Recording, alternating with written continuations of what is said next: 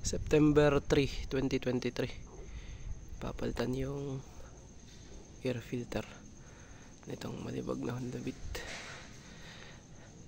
13,000 na yung 13,000 km na yung odometer. Kakalasin ko muna yung cover itong tornilyo. Luwagin lang.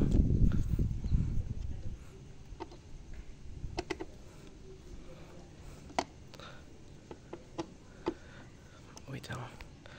Pause ko muna. Ayun, ito. Natanggal ko na lahat ng tornilyo.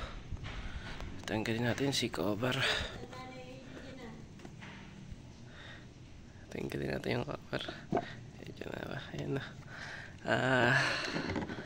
13,000 kilometer na yung odometer reading. Medyo malibag na. Walang kalawang.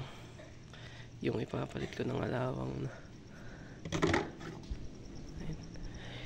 Yung kapalit. Ayan, kinalawang na sa tagal nang nasa sisignaling. Tapos medyo yellowish na siya.